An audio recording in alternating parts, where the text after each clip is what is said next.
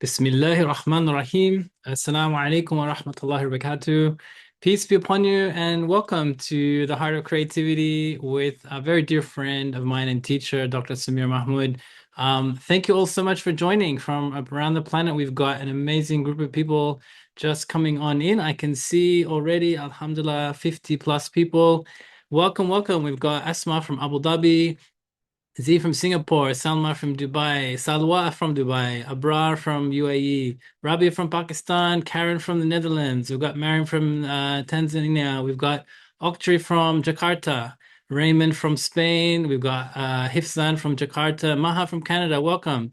Sam from Stockholm. We've got Astrid from Norway, Yomna from Sydney. Hey, shout out. We're also in Sydney. Great to have you with us. Maha from Dubai. We've got someone joining from Manchester, and we've got Ranim from London, Abqil from Indonesia, welcome. Iman from Spain, Ines from Austria, Sumaya from London, May from Egypt, Anisa from Indonesia, Jamal from Medina, mashallah, Asma from Turkey, welcome. Maktub from Nigeria, Nashi from Maldives, Rana from Lebanon, and we've got Haris from Pakistan, Rubina from Sydney, Rehan from Dubai. Welcome, guys. What a beautiful global community we have, and so wonderful to see all of you and anyone watching the recording live as well. Wonderful to have you with us, and looking forward to a beautiful session. Alhamdulillah, today we've got a really special moment where we're going to be able to explore some very important, meaningful, and beautiful topics around creativity, imagination with the very best teacher I know to help guide us through this.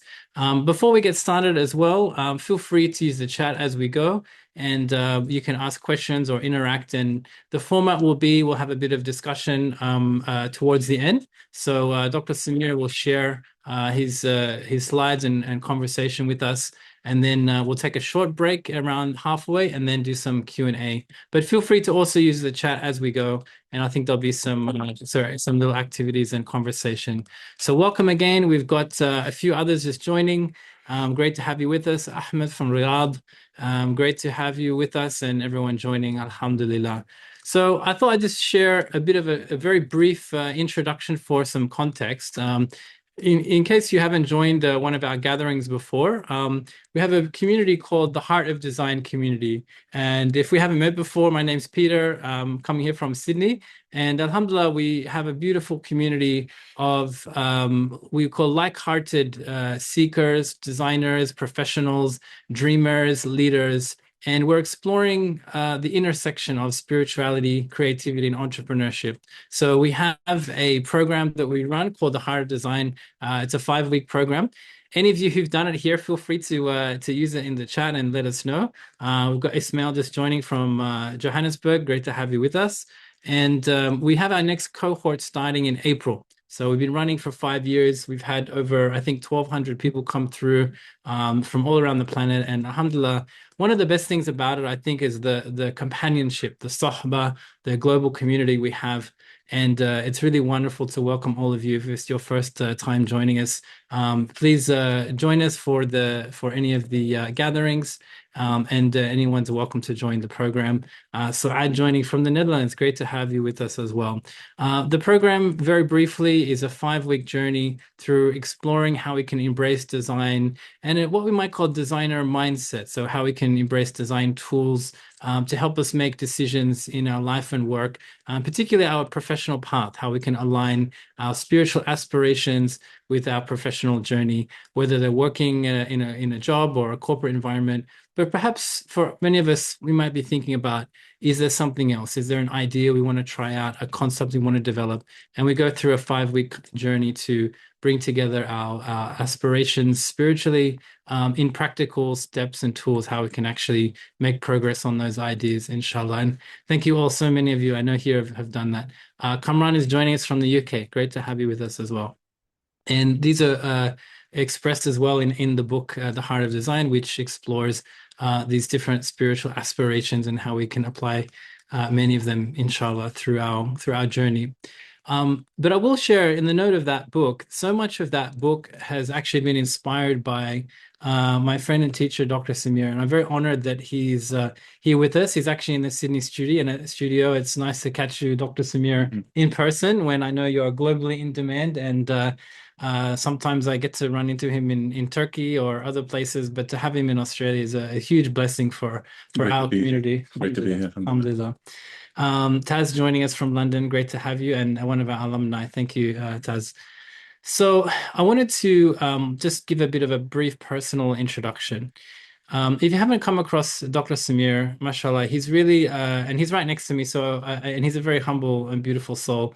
But mashallah, he's one of the very, very few people I know that has really explored very deeply at the, drawing from our very timeless understanding from our tradition. He's had incredible teachers and research journeys through design, architecture, but also metaphysics and classical Islamic training. The combination of which I don't believe I've met anyone globally. And so what that means is that, when we talk about design and creativity and entrepreneurship and our professional work, I could really think of no one better to go to. And I'm very honored to have him help share this program that has been really a foundation for a lot of my understanding of how we can align and understand. And I still feel like I just every time scratch the very surface of, a very, very deep tradition. And so what better way to understand these topics in our daily lives than directly from Samir. So one last thing I'll ask here is before I hand over is let's just take a little moment together to make our intention for the session.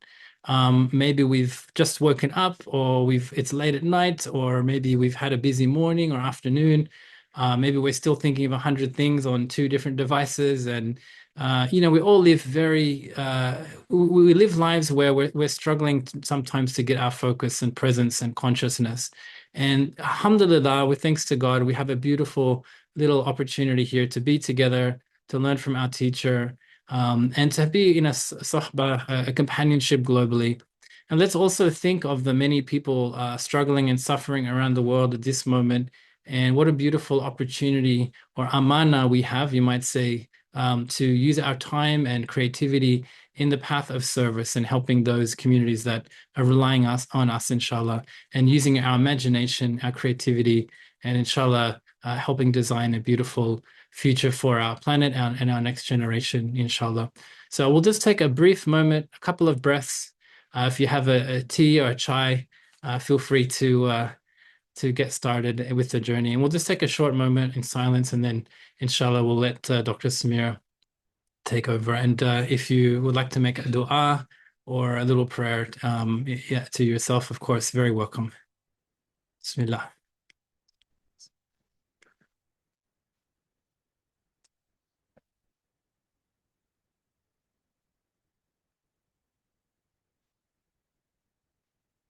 Bismillah. Okay. Well, enough for me. Samir, I might hand it over to you, and I will kindly see myself out to the side of the screen. And inshallah, we'll get underway. Can we just expand that centrally? Yeah. Yes, absolutely. Let's make this a bit easier here. All right. Excellent. Thank you. Great. All right. Excellent. And then we've got the chat here, and feel free to use the chat as we go. And thanks again, and welcome to everyone for the session, inshallah. Over to you. All right. Bismillah. Thank you.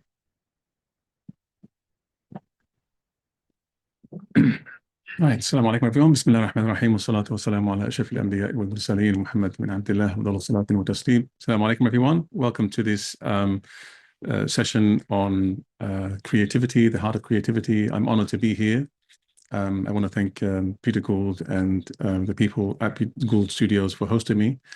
I have three different screens here in front of me. I'm looking at the central one. I'm looking in the right direction, I think.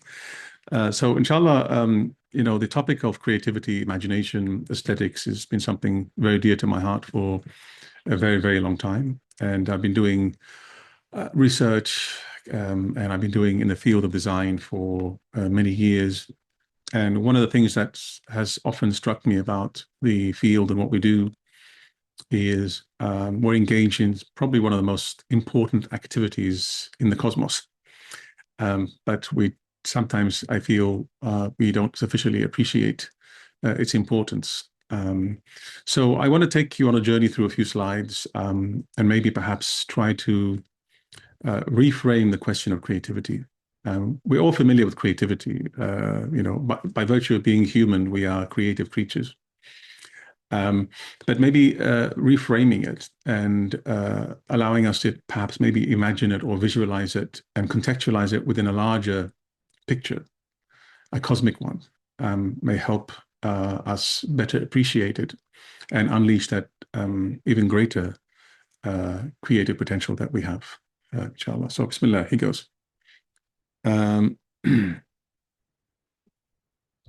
Okay, so what is creativity? You could open up a dictionary and come up with very different definitions of what creativity is. Philosophers have been speculating about the nature of creativity for centuries, if not thousands of years. I want to frame it within from a certain kind of angle. So there are various ways of approaching the topic, the subject. I want to frame it from a certain kind of angle, because creativity is one of the most remarkable potentialities of the human condition.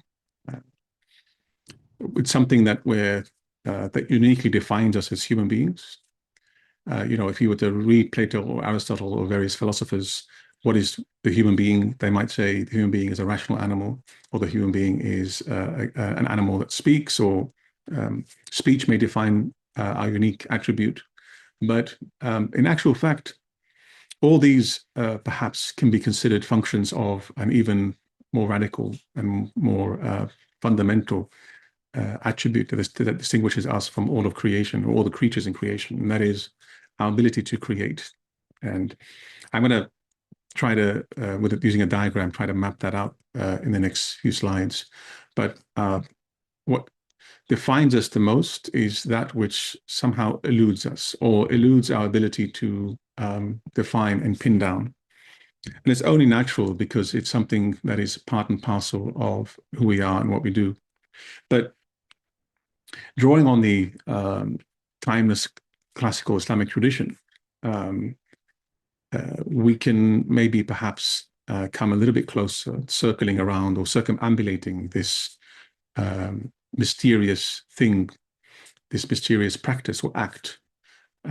So for some scholars in the Islamic tradition, creativity is not to be reduced just to artistic production. Today, when we think of creativity, the first thing that comes to mind is artist. And while that's true to a certain extent, it's a bit reductionist, because creativity is what defines our humanity.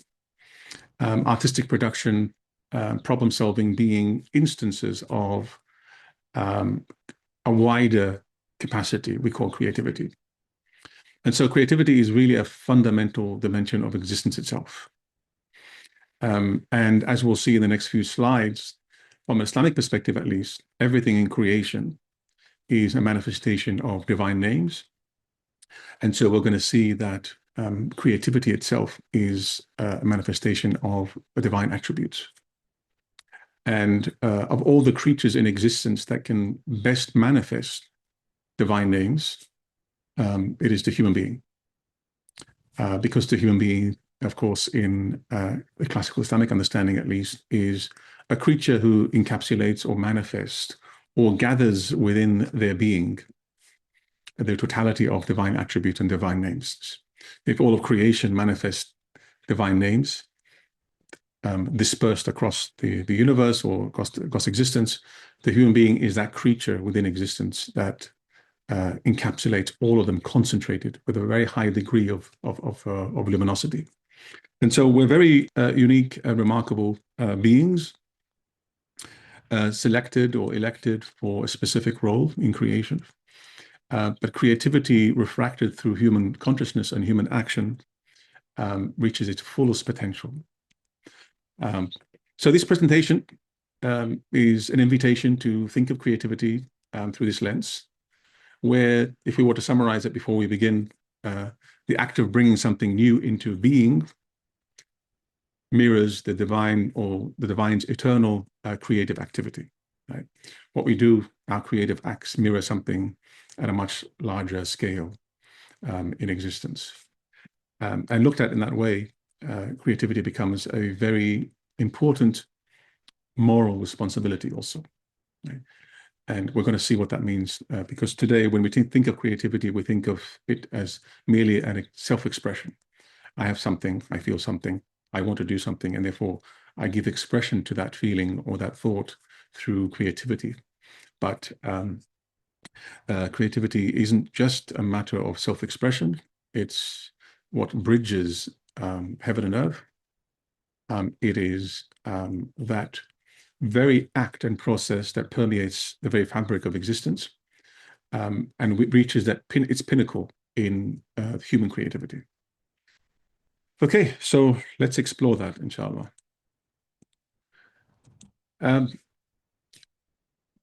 As we said,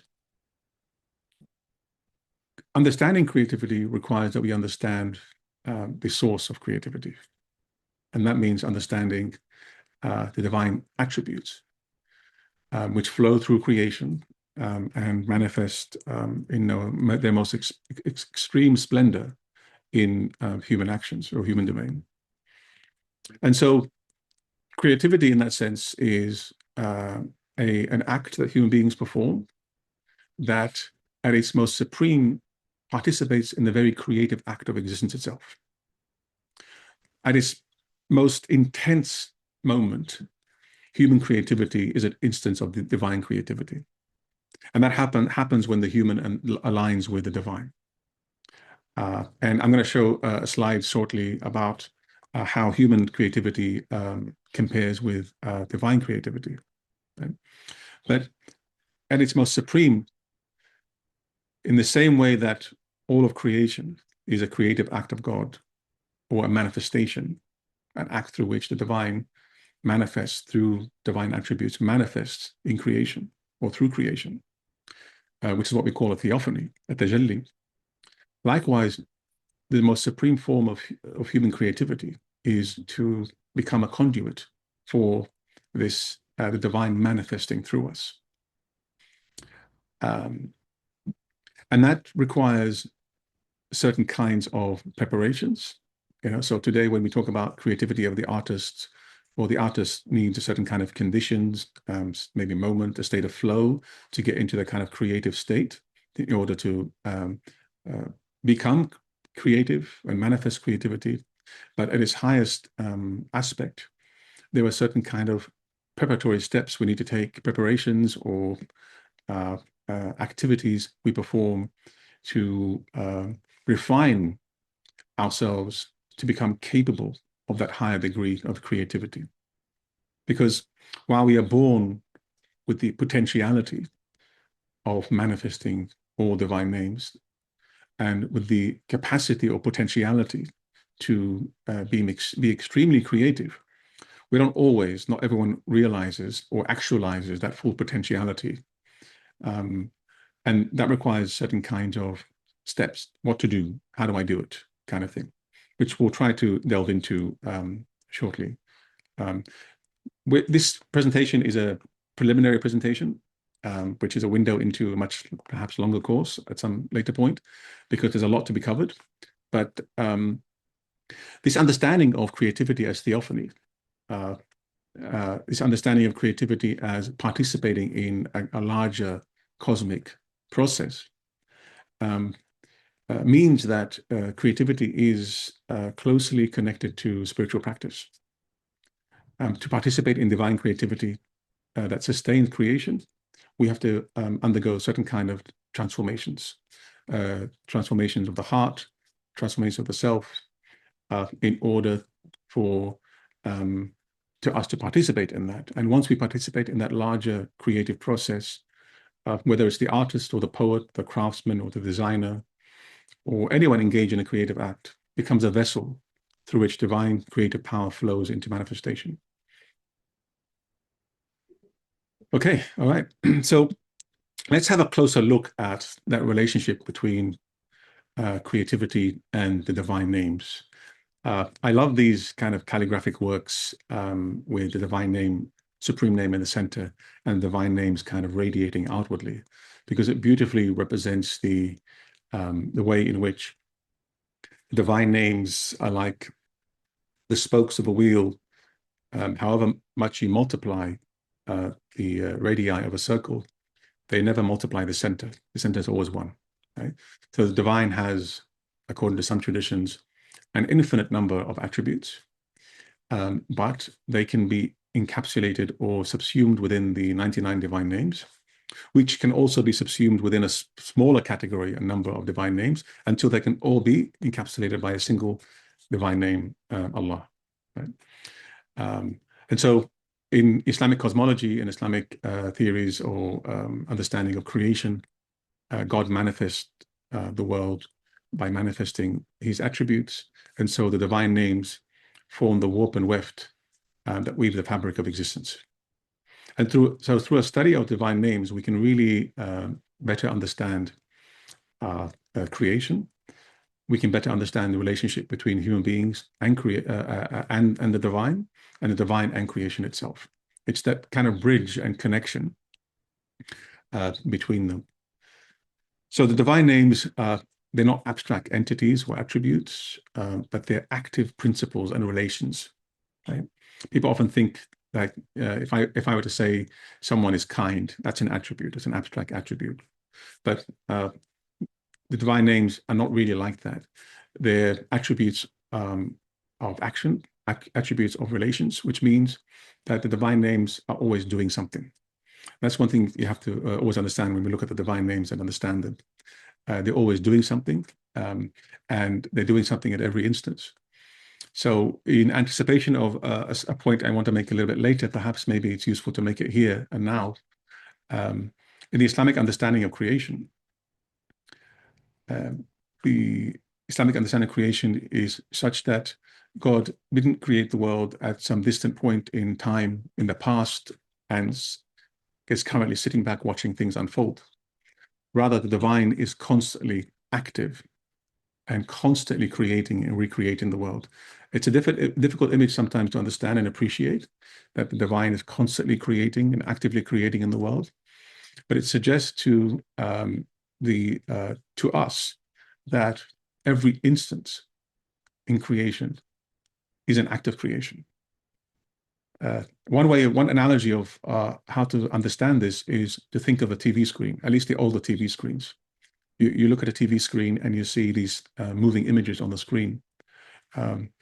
What you see are the moving images, but the eye perhaps can't pick up on the speed by which the pixels flicker on and off, projecting the images on the screen. But at least in some older screen types, the images produced on the screen are as a result of constant flickering of the pixels. And so when we watch a TV screen, our eye can't pick up on the constant creation and recreation of the image through the flickering. And likewise, creation. We look outside the window, we look at the world, and we see moving images, and we see constant, things seem constant and fixed.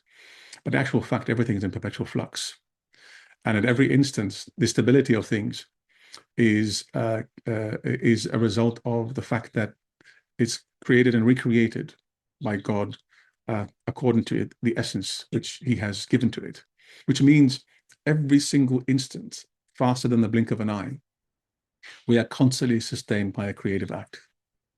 Whether it's the birth of a star, the birth of a child, the growth of a plant, the transformation of a chrysalis from a caterpillar to a butterfly, the movements of the leaves in a breeze, every single thing is in flux, in movement. Even trees, even ourselves are constantly changing. Everything in creation is in constant perpetual flux.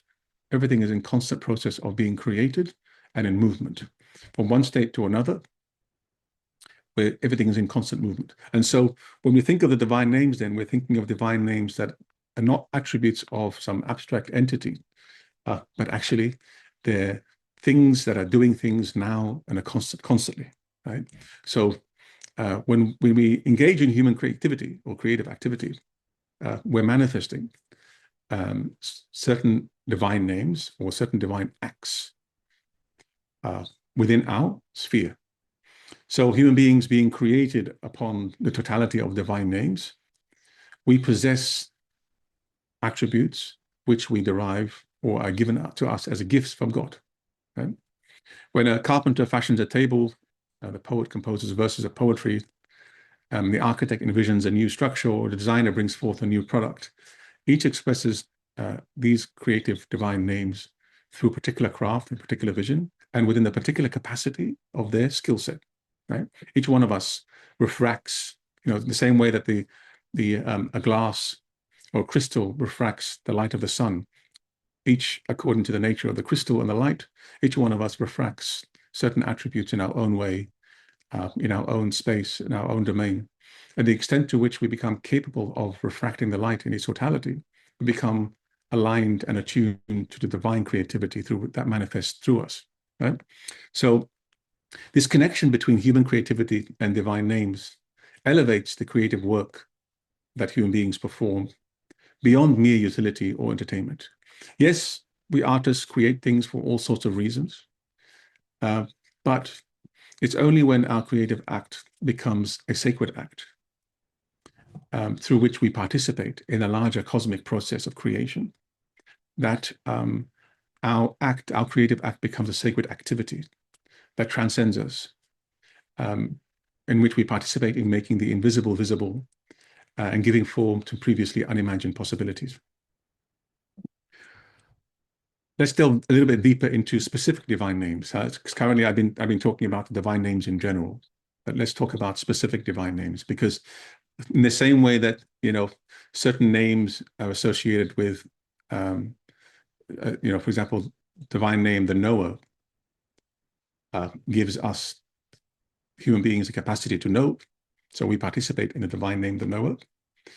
Likewise, what are the divine names that are associated with creativity, and to what extent do human beings participate in these divine names? Okay. One such name, I won't dwell on too much, but there are many names in the Quran that refer to the creative act. Al-Badi' is one such name, okay? And the divine names are not synonyms of each other. Each one refers to a specific attribute that is different from another attribute. Right? Al-Badi' is one way of translating it is the incomparable originator, which means it signifies the divine creativity insofar as it engages in a creative act that is unprecedented. It has no likeness, creating without precedent or model, the source of all genuine novelty and originality. Right? It represents the most radical and absolute form of creativity, bringing forth something that has never existed before with no template to follow.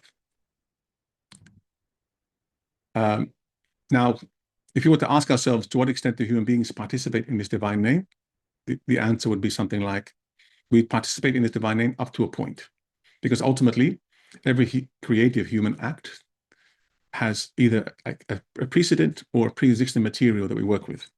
But these are not the divine names I want to focus on now. In the Quran, we come across many attributes like Huwa al-Khaliq al-Bari al-Musawwir. He is the Khaliq, the creator. That's the first name. And that name represents the power to bring into existence from non-existence, let's say, the ultimate source of all creativity and innovation in the cosmos. That's why we say God is the creator. Right? Now, obviously, we use the word creator to refer to human creations, but we use it with a small c, not a capital C, right? Out of adab and etiquette for the divine, because obviously we don't participate in this divine name and manifest it in the way that the divine creates. Huwa al-Khaliqu al-Bari'u. That's another divine name, which we participate in. This signifies creation in perfect harmony, proportion, and purpose, without fault or defect, as seen in the cosmos. It also refers to the creative act that constantly sustains and upholds something, allowing it to develop over time. Right? Al-Bari'. So creator, the Khaliq usually refers to God bringing something out of non-existence. Al-Badi', something that has no precedent. Al-Bari'u means someone who not only has brought something out of non-existence, has brought it into existence, but is sustaining it and its further development and perfection. Right? Al-Bari. So Al-Bari is usually, sometimes, according to some scholars, refers to the divine creative act that is constantly sustaining the order and harmony of things. Right? Al-Musawwiru is also a very familiar name that we tend to read about in the Quran a lot, the fashioner of forms, the form giver. And this divine name gives particular shapes or patterns and distinctive characteristics to creation, manifesting an infinite variety within unity. Right? So the form giver gives different forms to different realities. Each one of us, for example, the Quran describes the creation of each one of us in the womb as being given form. Right? But our form is different while we're all human beings. Our forms are different. Usually form is associated with the outward shape or pattern of something, characteristic of something, which is fashioned upon a certain kind of pattern. So if we just take these three divine names and we ask ourselves, to what extent do humans participate in these divine names? We can begin to now get a little bit deeper into this whole philosophy of creativity according to the divine names. Obviously, each one of us is already thinking we participate in these divine names to a certain extent, but we don't obviously possess these names in their fullness, because these are ultimately, in their absolute form and sense, these are divine names exclusively. But let's delve a little bit deeper and try to kind of tackle this question a little bit further. So let's talk about human versus divine creativity. And here I want to draw on a very important and well-known Islamic mystic who perhaps has done more to expand our understanding of this particular these particular questions than anyone else in the Islamic tradition. He draws a very clear distinction between divine and human creativity, but also showing that there are profound connections between them. In many ways, Ibn Arabi says something along the lines of, we're capable of much more than we think we are capable of. And if you were to actually read about what he actually says about what we're capable of, many of us today in our modern materialist sensibility, who are used to the kind of creativity we see around us only, we find very difficult to appreciate the kind of creativity he has in mind. We are the most creative creatures in existence, full stop. And what we're capable of doing, it will blow your mind away. And it makes you realize that everything out there we read about creativity doesn't even come close to our full potentiality. So how do we recover this immense potentiality for creativity? That's something we can further explore at some point, inshallah. But let me try to unpack this distinction between human versus divine creativity. So I'm going to present a number of moments of creation. In any act of creation, one can analyze it based on 4 different moments. Right? This is just an exercise in helping us understand the similarities and differences between human versus divine creativity. There are different ways of tackling the question, but essentially, you might have a mental image or an archetype in your mind, after which there's a process of design where you determine the concept, the idea, the proportions, the relationship. That's where you're the measuring out, taqdeer, is different from mithal, is when you're now in a design concept stage where you're kind of experimenting with different possibilities, either by sketching or in your mind. It's still at a conceptual stage, but you're kind of measuring out the various possibilities. And then existentiation, bringing it into actual existence, is when you actually create the thing, and which is followed by the moment in which you actually give it its final form. Now, this is the way in which Ibn Arabi breaks down, to a certain extent, this analogy between human and divine creativity. And it's a useful one to use because it gives us at least a criteria or a process that we can then compare what the human creativity looks like and what divine creativity looks like. So divine creativity operates at a very fundamental level, creating ex nihilo from absolute non-existence. The divine does not require pre-existing materials or work within prior constraints, as God established the very conditions of possibility. So when we talk about the divine creating, we're not really talking about a model, and we're not necessarily talking about a measuring out in the way that we think about design concepts and ideas. Whereas human engagement with activity, all these four stages, usually we create by working with pre-existing materials. Think about anything we design, anything we produce. Yes, there's a certain degree of novelty to it. There's a certain degree of innovation. But by and large, we are working within the constraints of natural laws. We're working within the constraints of what is possible. We're working with the constraints of existing material. And often we're working within the constraints of a certain tradition or a design philosophy or school. The sculptor works with stone, the poet with language, the musician with sound, all given realities that are the creative act that reshapes and reconfigures them. So that basic comparison between divine creativity and human creativity shows that we're radically different. But, and as I'll show a little bit later, with a high degree of creativity in the human act. So scholars then say, well, God embodies almost exclusively the attribute al-Khaliq in the absolute sense, because he brings things into being, both the materials of creation and the forms they take, as well as the creative principles themselves that make further creativity possible. Right? And according to some scholarly traditions, God creates the best of all possible worlds. So not only does the divine create the world, but knows all possible variations of that. While we entertain various possibilities, we can't exhaust the possible alternatives entirely. We're constrained by that. But we take from God this capacity to entertain possibilities. And that's very, very unique and remarkable. The imagination, which we'll turn to a little bit later, is what grants us this capacity to do so.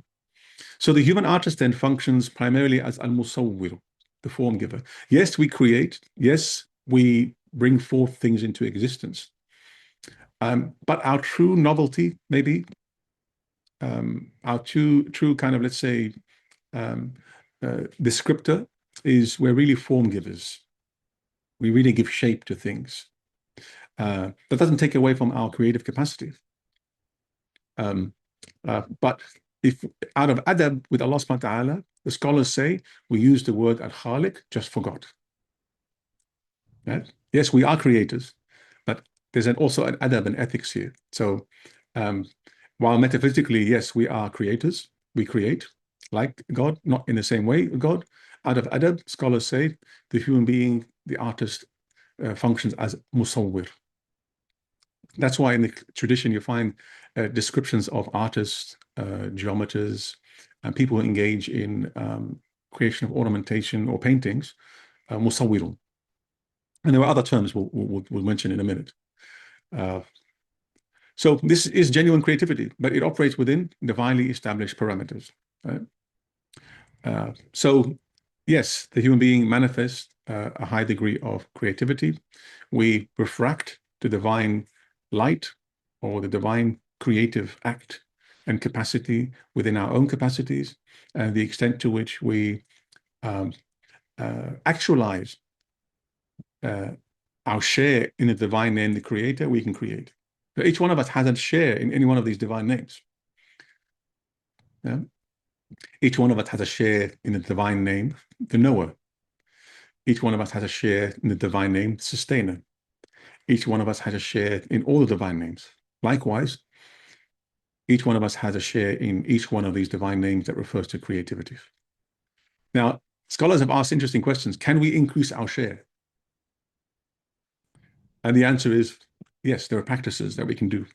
Because the human being, unlike other creatures in existence, are not bound to the ontological state they were born into. And a horse will always be a horse. A rock will always be a rock. But a human being can go up and down the hierarchy or the spectrum of existence to actualize a full potential of our higher angelic status, even higher than angel, or descend down. So we're not fixed on this ladder of existence or being, as it were. And there are certain things we can do to increase our share in each one of these divine names. In fact, if you pick up any one of the classic texts on the divine names and commentaries on the divine names, you find scholars asking questions like, to what extent do we human beings participate in this particular divine name? And what can I do to increase my participation in this divine name? Of course, they always place an upper limit of what you can manifest. There are certain divine names, for example, we can't manifest too much of, especially the divine names of majesty, for example. You know, in the Islamic tradition, there were certain divine names that refer to majesty, and there's certain divine names that refer to beauty.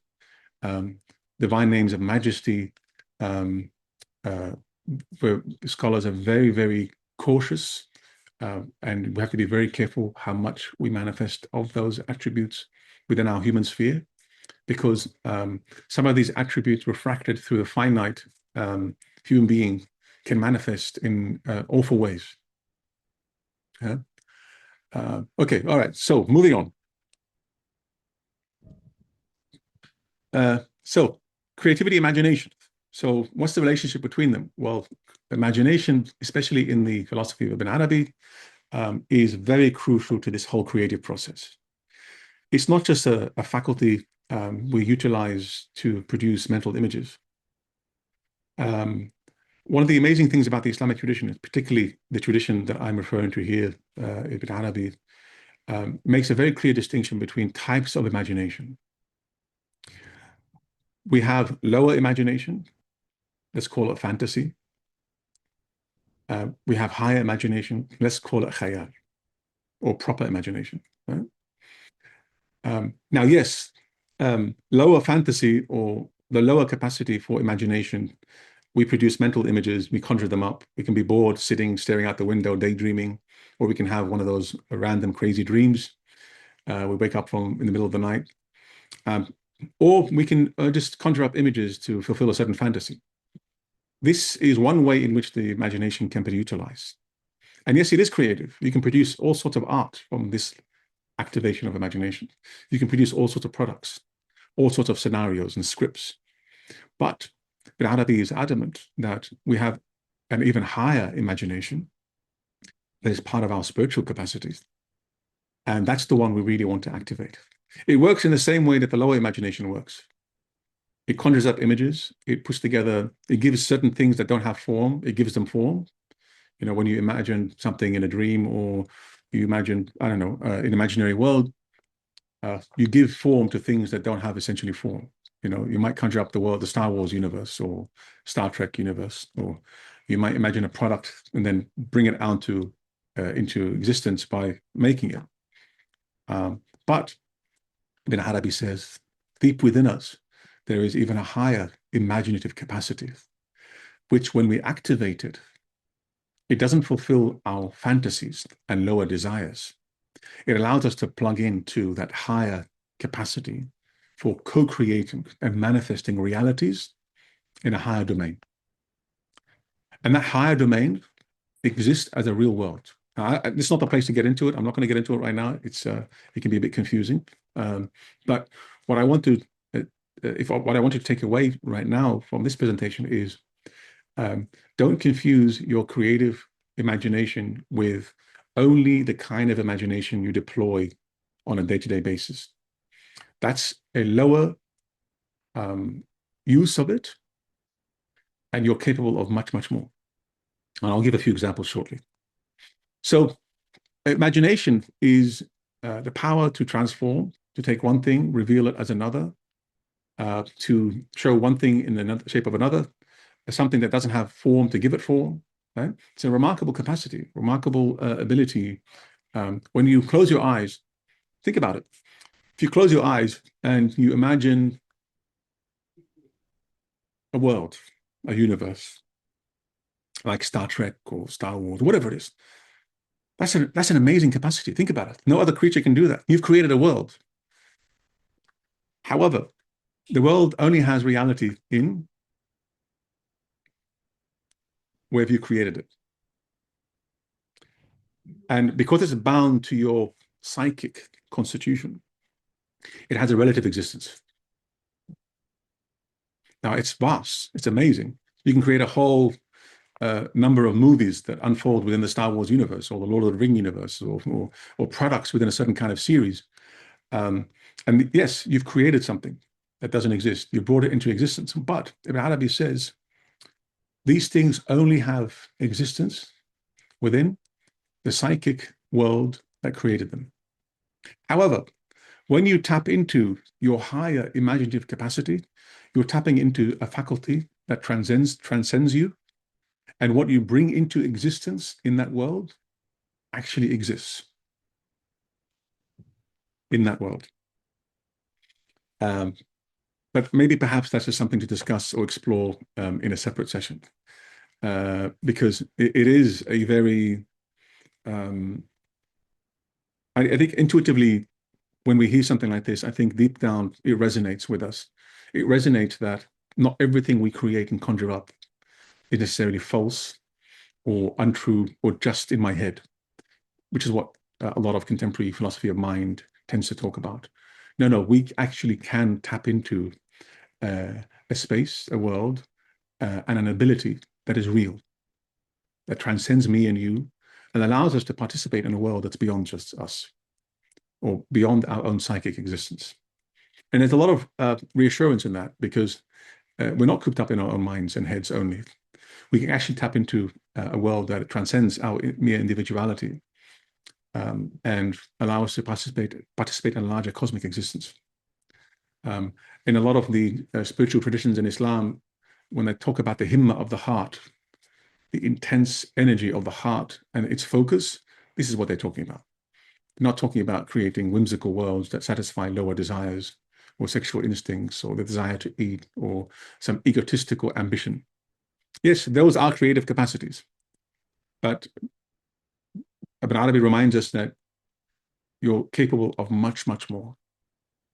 And in order to tap into that, obviously, of course, we have to engage in certain spiritual practices of the heart that allows us to polish ourselves and transcend the egotistical trajectory into that vertical dimension of transcendence.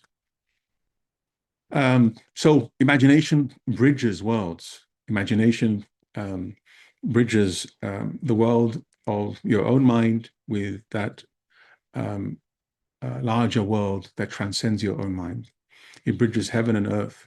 It bridges spiritual realities that have no form, but allows you to see them in visions because you can give them form. Right? Imagination bridges because it also bridges an idea in your mind and allows you to bring it into the world. Right? You can see the poem before it's written. The architect envisions the building before it's constructed. You see a product in your mind before it comes into existence. This prior knowing of something before it comes into existence, animals can't do that.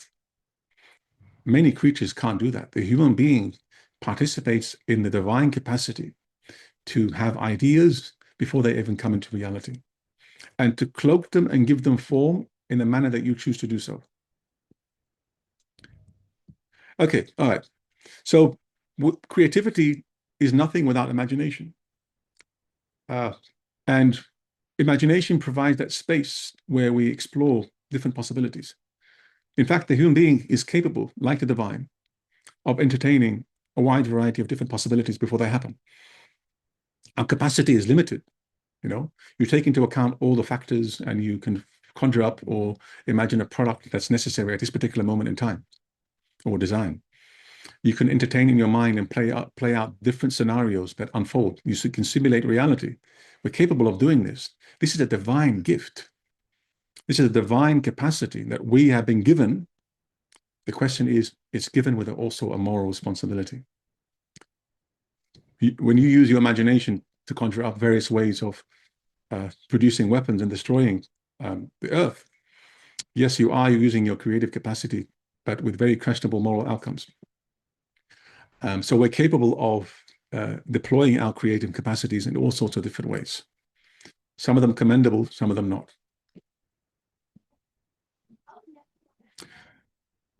So imagination allows us to perceive connections and relationships between things that reason can't on its own. And the reason why this is important, Ibn Arabi brings this up again and again and again, because often people think that what defines us as human beings is our rational capacity. But Arabi says, no, your capacity for reasoning is one capacity you possess. Angels have reason, according to some traditions, but not all creatures have imagination. In that dialogue and conversation between the angels and God, when he says, I'm going to create Adam or a successor or a vice-regent on earth, they kind of engage in a conversation. They couldn't imagine the possibilities, but the God did imagine the possibilities, or did know the possibilities of what Adam and the descendant of Adam's are capable of doing. So the imagination is not, creativity is not possible without imagination, and we have to restore imagination to its proper place as that unique capacity within us that allows us to not only penetrate into worlds and give those realities, the spiritual realities, forms, but allows us to also engage in the co-creation of reality itself.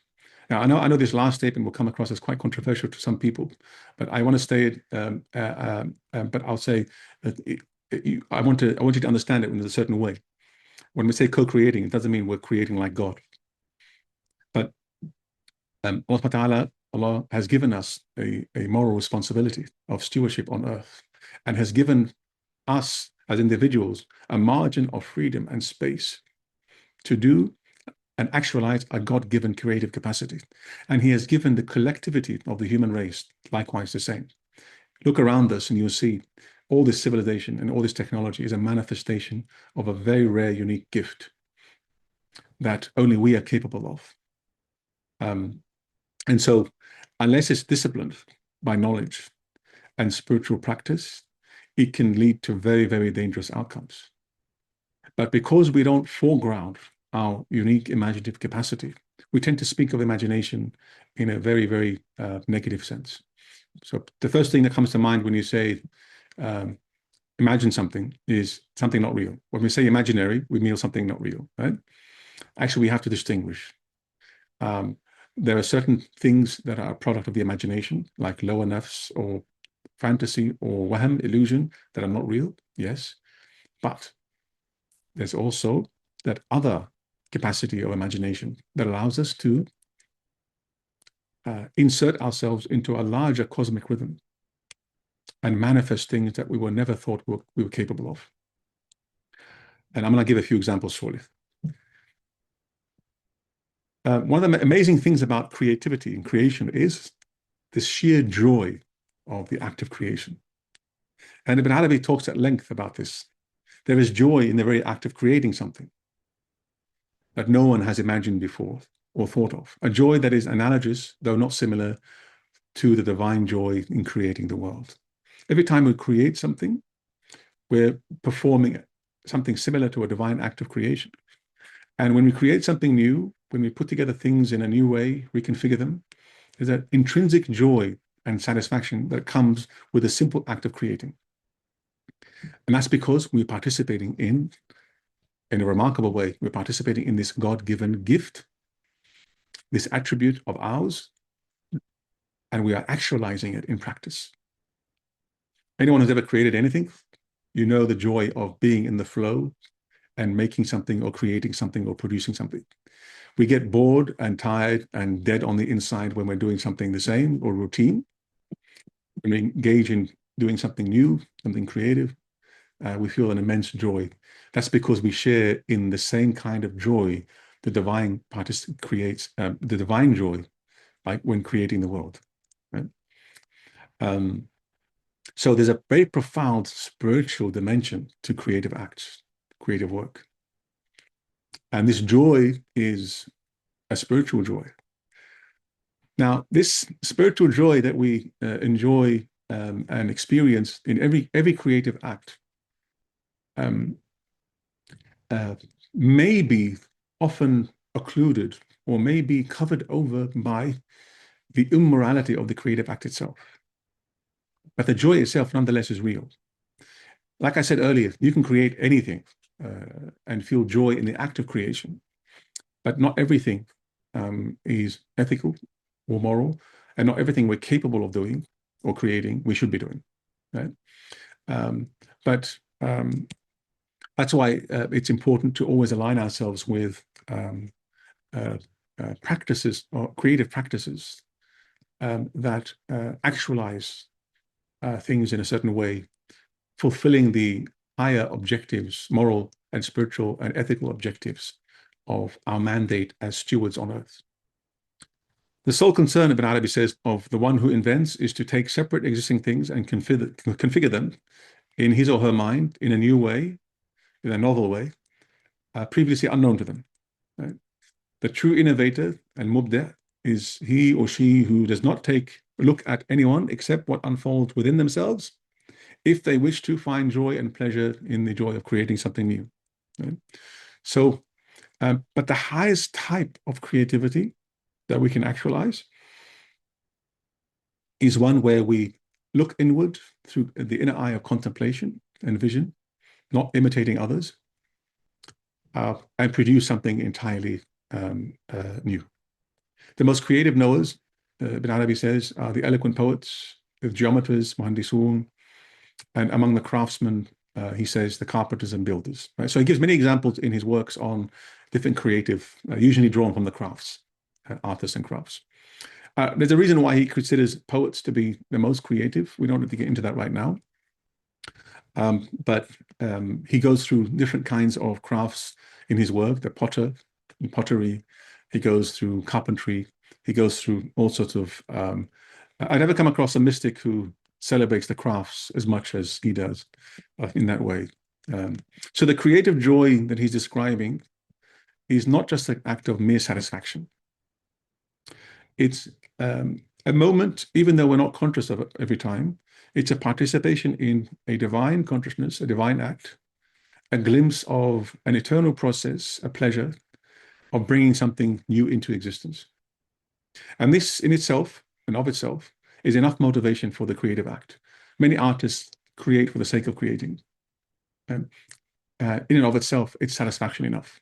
Every other satisfaction, it can be an added advantage. But the fact that we find such immense joy in that creative act in and of itself suggests that on its own, it is satisfactory. It's actualizing something without any other motivation, whether profit or gain or any other reason. And if you're a practicing artist, I assume many of you are, you know exactly what I'm talking about. Okay, all right. Yeah, I think. I'll come around. Okay, all right. We have a bit more, but maybe after maybe. Short break. Yes. Yeah. If you're like me, I am just feeling like there's just layers and layers of fascination and learning, and subhanallah, there's so much I want to ask about after the short break. What I thought we would do, if it's okay, because in Sydney, Australia, it's a prayer break time for us. Samir and I will take a short break, maybe for around 5 minutes.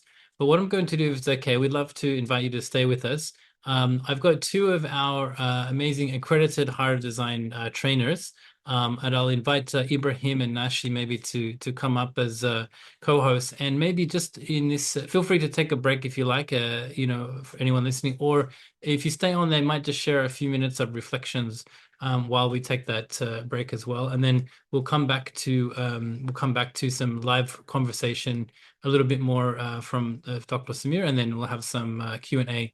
Which I'm interested in. We have about 5 more slides to Great. go through, and then we'll just have maybe an open conversation. Excellent. I'm also okay to stay until Fajr. I think there's enough depth here, but I also, I know you have classes this evening, and also one thing that I didn't share at the very beginning, but I wanted to make clear, Alhamdulillah, is that this session, this 2 hour kind of introductory exploration, is really meant to just a bit of a teaser of what we hope, inshallah, is a full 5 week program called The Heart of Creativity, led by Dr. Samir. And we have an expression of interest form. I might actually get Asma to kindly share that in the chat.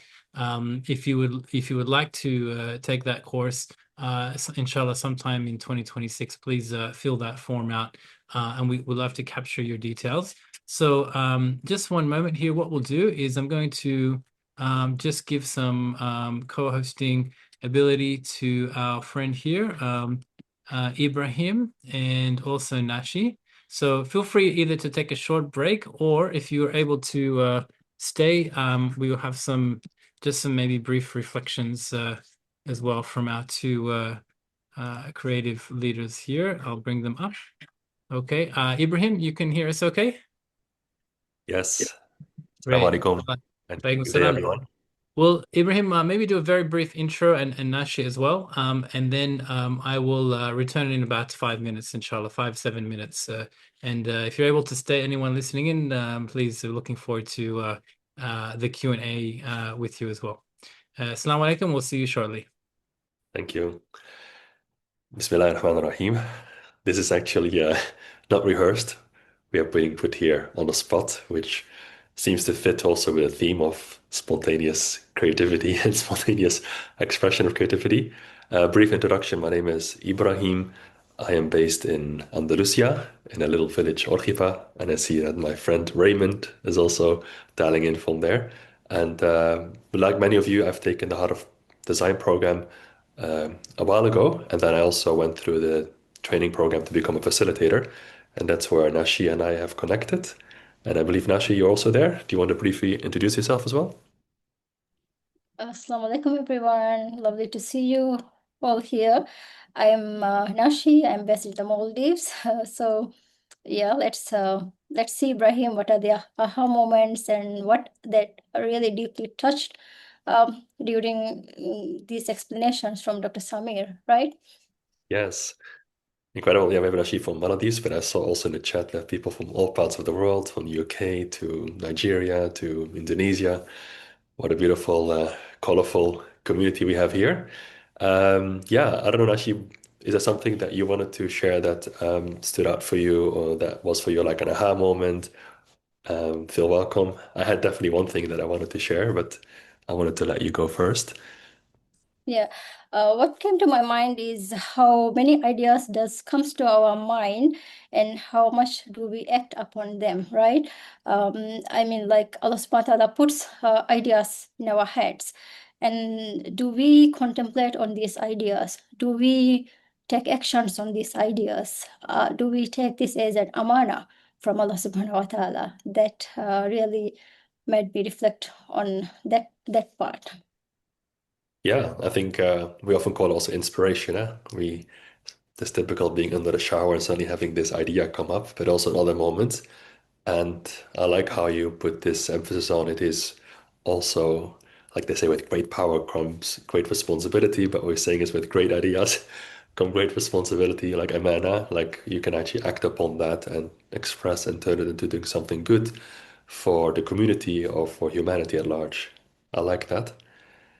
Um, Maybe we can hear from some people as well, but I wanted to share one brief reflection. Something that stood out with what Dr. Samir mentioned was about this perspective of looking at creation not as something that has been done in the past and then God, so called to say, is kind of sitting back and let it unfold, but it's happening in every moment. Remember that metaphor of the TV screen that yeah, that is something I wanted to briefly share because I was recently at a summit in Istanbul for educators, specifically educators in the Muslim world, where we were invited to look at how we teach sciences. Because often when we spoke about like physics or cosmology or even biology when it comes to our body, we often actually completely have this secular way of phrasing things. For example, we don't really bring awareness how in the moment it's being created or sustained still by God. If we look at our body, the heart is pumping all the time. Yeah. And if we look at the sky is being protecting us from all the radiation. But we often just say like the heart is pumping rather than say like, oh, it is through the creation and also through the sustenance of God that actually we are having these phenomena. And it's a radical shift on how we actually relate to creation itself. And I wanted to end with how actually also ties to our Islamic tradition. That's what I learned because we have, of course, the Quran and the scripture, the book, which is a way for us to know more about God. But likewise, we also have creation itself as a way to actually know more about God because the Quran itself is often inviting us to reflect on creation. Look at the sky, look at the camel, how it's been created, look at your own selves. So I think this is what stood out for me that if we try to have this lens of seeing the divine names in creation, yeah, then we actually become more aware how actually creativity or creation is happening in the moment. And yeah, there's also one thing that I remember was mentioned there, like the first ayah or the first verse that was revealed to our prophet. اقرأ باسم ربك الذي خلق, like read in the name of your creator.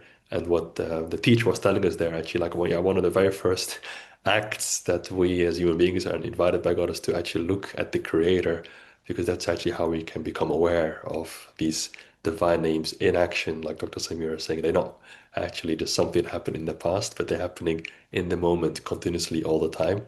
That is something that I really loved, that he emphasized that and put it also nicely in a theoretical framework. So that was a big sharing from my side. And feel welcome to also either now or later reflect that by yourself. But if there is anything else that anyone wants to put in the chat or ask or mention, or what stood out for them or what was for you an aha moment, I'll be happy to hear about that. And reminding us we'll have later an official Q&A with Dr. Samir.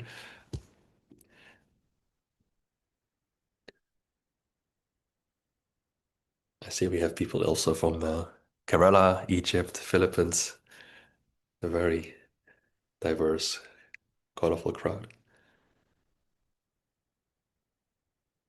Yeah, does anyone want to share their aha moments or what really touched them deeply? We would love to hear your thoughts. There was something from Sundas. Yes, I think Raymond raised his hand. Okay. And just before we let Raymond speak, I think that question from Sundas, if you don't mind, let's actually pause and take that to Dr. Samir's Q&A. It feels very appropriate to ask him. I would love to hear. It's a very good question to hear his answer. So yeah, let's have Raymond speak. I don't know if I can unmute. Yeah, let me try to unmute him. Hello, We can can you hear hear me? you. Yes. Yeah, that was an amazing presentation so far. It's it puts AI really in its proper perspective. This is something amazing, this higher level of imagination where we can participate in the ongoing creation in a much more powerful way. I'm really interested to join this course. The other thing that came to me was we're approaching Ramadan. And the first time I did Ramadan was when I was 18. And I had an experience of, at the end of it, it's very hard to describe. It's like a dream that you can't quite capture. But when he talked about the pixels on the TV screen coming and going, that reminded me of something of that, which is we're not physical solid things at all. We're just manifestations of God. And without God, we wouldn't exist at all. I had that feeling that I was only there because of God. So I don't know, I just shared that anyway. So thank you. Thank you, Raymond. That's a powerful realization. Thank you for sharing that. I'm sure many of us can also relate to that. Yeah, it's incredible that we have these opportunities to come together to learn and study, and how they can actually transform the way we are and the way we experience reality. Yeah, and I think you mentioned AI. I have a background. I've worked for a long time at Google, but since I've left, I'm a lot. What is it out there that AI cannot replace? And I think imagination, human creativity, but also what we do here, like the heart-centered skills, like bringing heart into design, bringing heart into entrepreneurship, into creativity. That is what I would say irreplaceable. That's what makes us also human, as is intended by God. I see a lot of things happening in chat. Let's try to catch up. Oh yeah, Hanif. Yep. Go ahead. Do you want to read what Hanif shared, Nashi? No, it's okay. Ibrahim, go ahead. I just briefly read it. Hanif says, my aha moment. When we understand the interconnection with divine creativity and human creativity, we have more potential than we think of anyone else. How to get there? Work on ourselves, starting at the heart. I very much love that. Yes, yes. I actually recently was saying like, usually when you start a new business, a new idea, you want to have the best people on your team. But imagining having God on your team, then you have infinite potential. And the way to do that, I agree, is like to cultivate the heart. The heart can be brought in connection and alignment with God, starting with Nia. So I love that very much. Nashi, you want to take the next one? There's a couple of more aha moments there.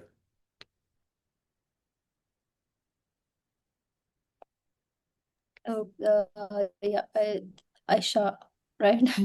So the human artist function is almost somewhere, taking what already exists and giving it new shape, meaning, and beauty. I love that. So as Dr. Samir explained, how we kind of create is we kind of he explained, right? Allah subhanahu wa ta'ala's attributes. We are also imitating these attributes in a way, right? So yes, Ibrahim, do you want to add to that? Yeah, thank you.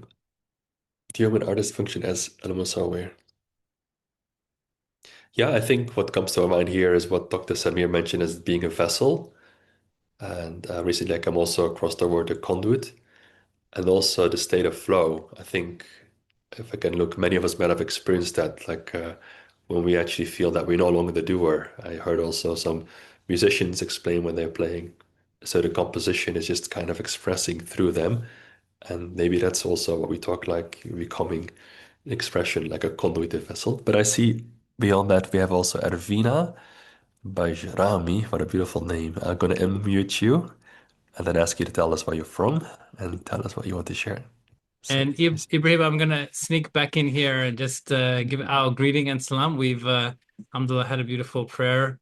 We actually have a live studio audience here in the Sydney office, which is very beautiful. Who are alhamdulillah joining us in person with Dr. Samir. So sending out greetings from Sydney. Thank you, Ibrahim and Nashi, for helping guide the conversation. We missed all of it, but I can tell it's fruitful. So what I'll do, inshallah, we're going to bring back Dr. Samir to just continue completing the slides and the introductory journey we have. And then inshallah, we'll continue with that Q&A if that's okay. If everyone's all right with that. And then sorry, Arvina, we'll get to your question towards that. Is that okay? Yeah. All right, cool. Bismillah. I'll hand it back to you, Dr. Sure. Samir. All right, thank you. I'm seeing some familiar faces here already. Okay, very good.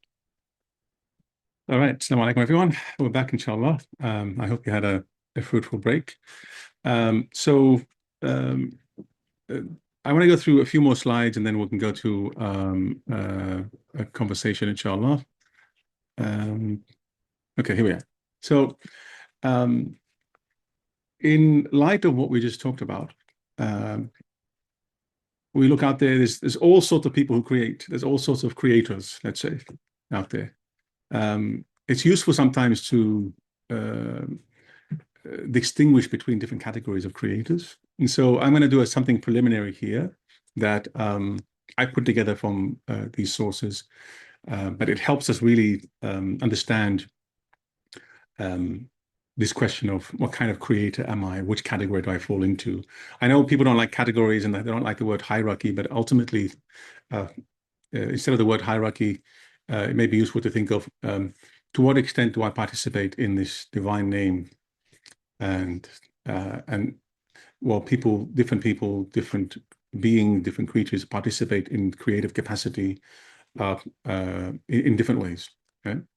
It's not about skill, it's not about talent. It's about the degree to which one's creative activity is aligned with divine reality and divine creativity and served as a vehicle for spiritual realization.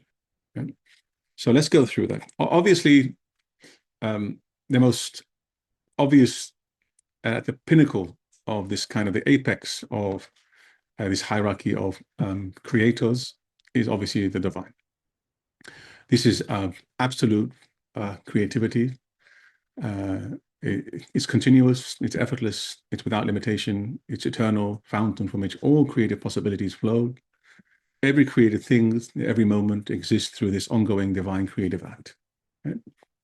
So when we talk about hierarchy of creators, we're talking about the hierarchy of creators among creatures. Right? But I wanted to put that at the apex so you understand that everything underneath that pinnacle participates in that pinnacle. Everyone participates in an act and a creative capacity that is derived from the divine. The beautiful thing about Islam, alhamdulillah, is that everything goes back to God. Right? Everything goes back to God. Everything goes back to that one source. It's like the fountain of existence, the fountain of everything. Every attribute, every quality, everything you see goes back to that. Now, in the second category, I thought at some point of putting the second category only prophets and then a third category saints and mystics, but some scholars don't put prophets in this category at all, out of adab for prophets.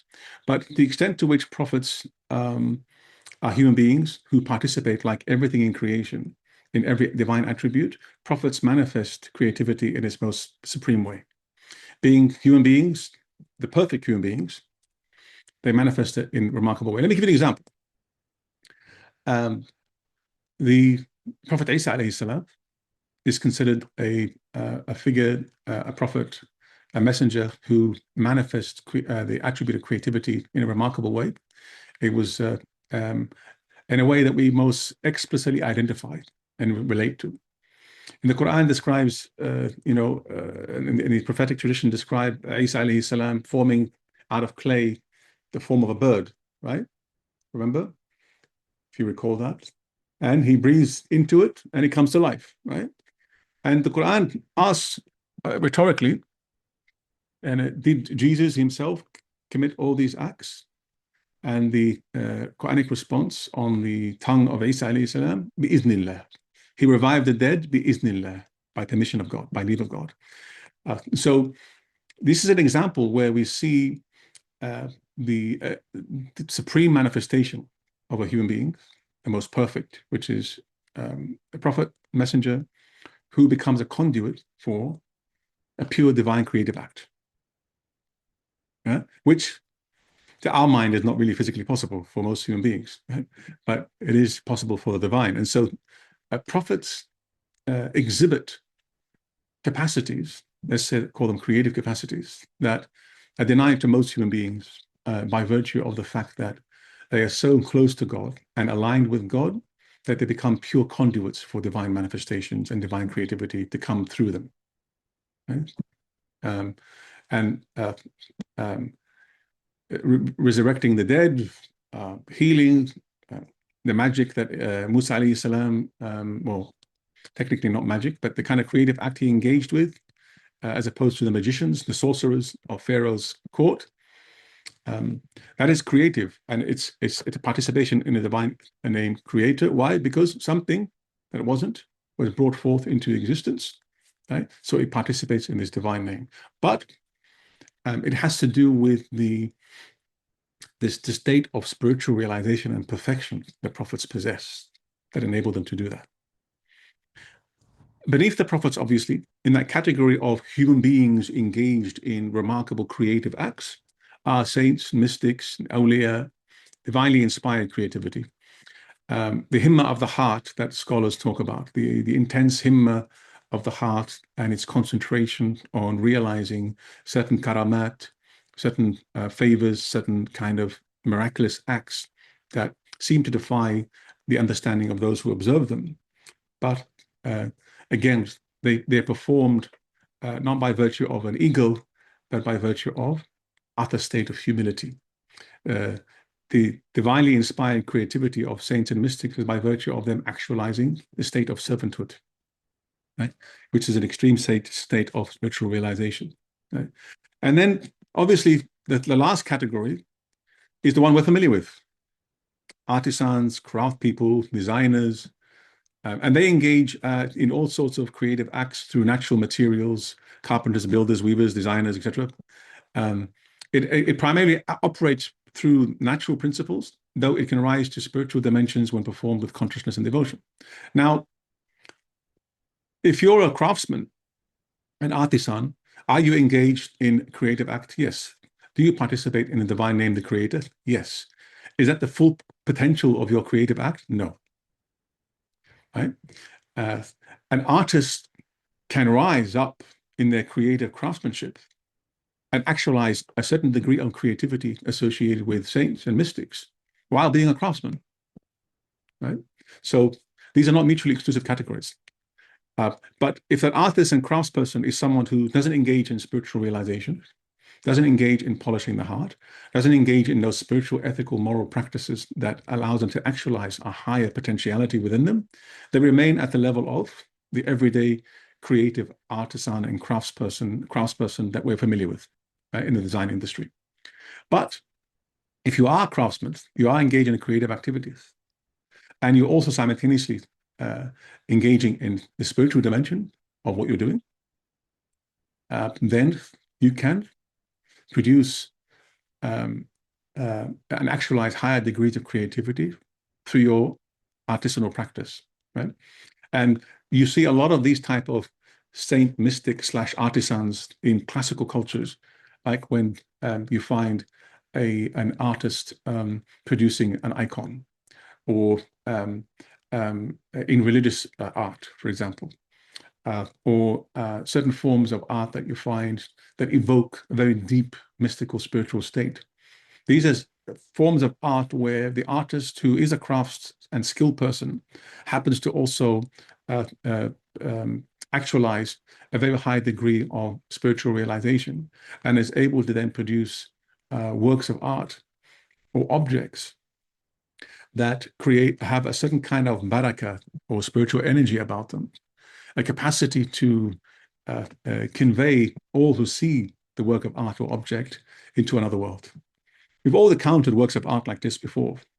We've all encountered this type of art. It's rarer today in modern world, and I don't want to get into right now why. I mean, that's something we can maybe do in a workshop setting. But there were certain conditions for this type of art to manifest. In any case, there are many saints and mystics who don't engage in artisanal work or crafts work, but nonetheless manifest high degrees of creativity and creative acts, which we don't recognize because we often associate creativity with art. Right? The mystic and the saint is the most creative human being who works on the earth. Let me repeat that.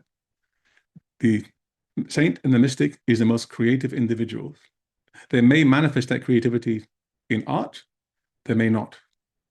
But their capacity to enter into visionary worlds where they encounter realities through the eye of the heart, which is co-created by the capacity of the imagination to bring forth and make present certain divine realities, is a creative act that no artist or craftsman can compare with.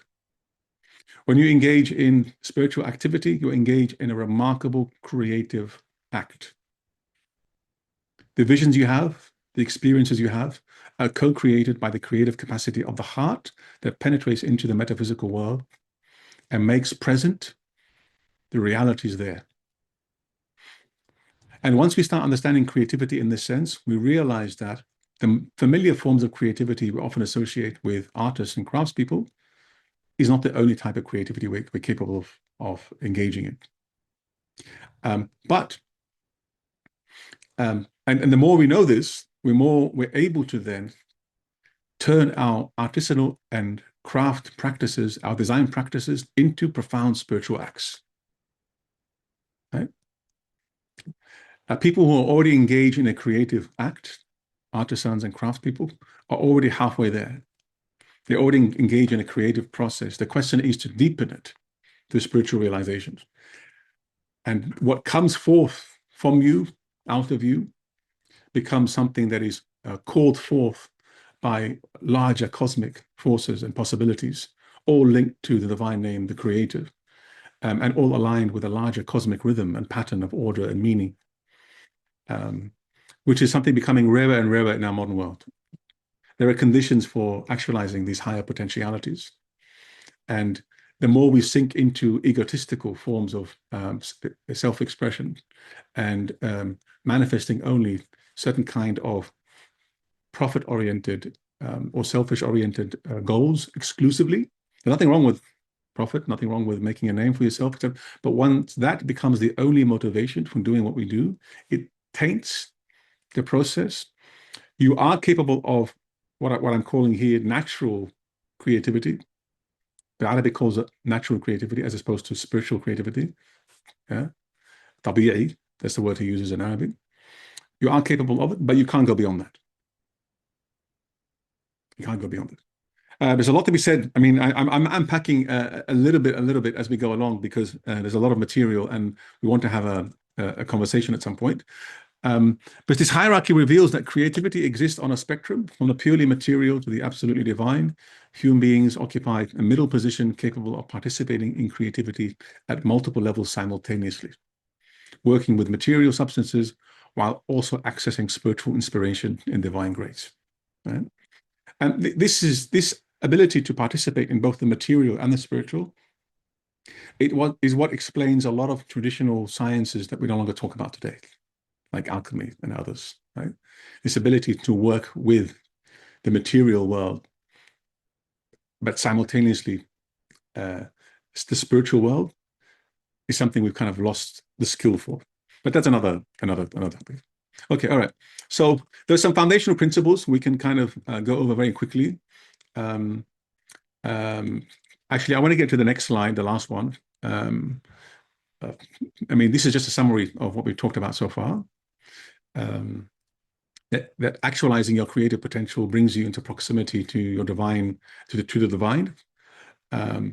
Creativity is your most supreme human capacity. Creativity is part of creation itself. It's a cosmic process. It permeates the growth of plants, the flowing of rivers, the movement of celestial bodies, the emergence of new thoughts and consciousness. All these are creative processes. Right? Creativity comes natural to us, and there's a kind of spiritual path of realization that allows us to manifest it in its most supreme form. I want to just conclude with a few kind of, I don't want it to be 100% theory. I want to conclude with a few maybe purpose-led creative practice that are important for us to refine our current creative practices, because the higher form of creativity is rooted in spiritual principles, ethical values, service to others, purity of intentions, an ability to receive, cultivate receptivity to what's out there, to sit in silence and listen to. That's what the creative process is ultimately. Right? All these are spiritual practices. In addition to obviously developing your craft and your skills, serving creation, remaining humble. Paradoxically, let me give you the analogy of prayer or salat. When you bow your head to the ground, you are actualizing your lowest physical position. But in that condition, you actualize your higher spiritual realization. Yeah? The Quran says, Usjud waqtarib, prostrate, and then you draw near. And in prostration, the heart is higher than the head. There's a reason for that. Right? The heart is what that. So likewise, when you remain humble, humility, actualizing your servanthood and service to others, allows certain degrees of spiritual realization to manifest at your hands, whether it's through the creative gesture of helping someone or producing something to serve people in ways that is not possible otherwise. Right? I'm going to leave it on this slide so you can have a look at while we maybe I have one more slide. It's summary kind of. I'll bring it back to the previous slide. But creative life is a spiritual life. That's what I wanted to really you take away from this. To the extent to which your creative act is a spiritual act, it actualizes a much higher degree of creative capacity than otherwise. We might leave it at that. And maybe just open it up to everyone to either ask or chat or discuss. Over to you, Peter. Well, I would love to take the next 2 hours of a personal series of questions, but that would be very unfair because I think we've just had a very profound introduction to very deep and beautiful, extremely timely, relevant concepts. So really, firstly, thank you, Dr. Samir, for taking us through that.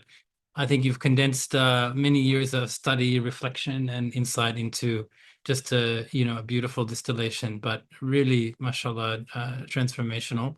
All of this was very foundational to me really understanding Islam and Islamic perspective on creativity. So I'm really grateful that you're sharing this with us. I'd love to invite some of those questions so we can have a bit of conversation as well.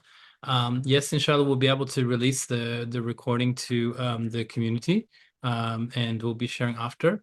Also, just to let you know, maybe Asma could share the expression of interest form for people that were curious about joining inshallah, the full 5-week program that's in development. So what you could do in Zoom, you can use the raise hand just so we can queue up some questions, or you could type it in the chat if you prefer. If you're not sure where to raise it, I think you hit one of the Zoom buttons and it lets you raise your hand, and it just helps us queue up the questions. I forget which one it is, but you'll find it there. Excellent. Looks like we've got a few people ready for the course. So inshallah. I think there was previously a question already queued up, if it was from Irvina, if I'm not mistaken. I'm not sure if you still wanted to go ahead and share, Irvina. Let us know, and I will go ahead and do that. Yep, no problem. Okay, cool. So we'll let you go ahead, and maybe if it's okay, just do a very brief introduction, where you're based, and if you happen to be in a creative practice or field, feel free to share anything about that as well. Assalamu alaikum. I'm calling from Sweden. I'm Albanian, from Kosovo. In my creative practice, I guess I write poetry sometimes. And that's connected quite a lot with pain, and it's interesting enough. Well, before I wanted to share a reflection, however, now I just have a question. There was a distinction between saints and mystics. Can you elaborate on that? Or is it just awliyas and arifin in Arabic? Yeah. So that, What was the question? it was just a brief question around the distinction between saints and mystics or arifin. I know this is probably a big topic. Maybe we can share a little from that. So she was asking a little about if there's any distinction there, maybe in the context of creativity. So going straight into the deep questions. The difference between arifin and awliya? I think you had shared, Irvin, is if there was a distinction between, you had mentioned in the definitions in the hierarchy, you'd put saints and mystics. Oh, yeah, think, I mean, yeah. Yeah, I mean, just definition. I don't know. She's asking about definitions, I think. I just use English terms, but we can just put there awliya and arifin, and the difference between them is the extent to which they've actualized higher degrees of perfection. The terms themselves are not really as important as much as the idea that the higher the arif is on the path of or proximity to God, the more they're capable of actualizing that kind of creative capacity, which may or may not manifest in an art form. It may manifest in all sorts of different ways. A karama a miracle, all these things, barakah, all these things are products of this kind of creative process. Yeah. The ability to kind of, scholars say, with the intensity of the heart, to make present the divine presence. Istihdar al-hadra al-ilahiyya is a creative capacity whereby, because of the purity of the intention and the purity of the heart and its polished nature, Allah subhanahu wa ta'ala manifests in the heart of the arif or the mystic or the saint or the wali, however you want to call it. But this manifestation is a result of two things. It's co-created by the arif themselves because of the act of spiritual realization and mujahada, and it's also brought forth by the fact that Allah subhanahu wa ta'ala manifests to the arif in their heart. So when we talk about co-creation, we mean that both the divine and the creature participate in the emergence of this unique presence in the heart that is specifically targeted at a particular individual. Istihdar, it's called istihdar, to make present. Divine presence is present everywhere. But when we say making it present, means making it present to our awareness and consciousness. It's not bringing it down and making it present in that sense. And that's a creative capacity. Right? In the same way that the divine manifests on the screen of creation, when you, through your spiritual practices and the himmah of the heart, you make yourself capable and receptive to the manifestation of the divine on the screen of the heart. That's an immense creative capacity that transcends making a chair or any product. Right? So when we talk about creativity, we have to really expand what we mean by creativity and what we're capable of when we talk about human creativity. I hope that kind of explains it a little bit.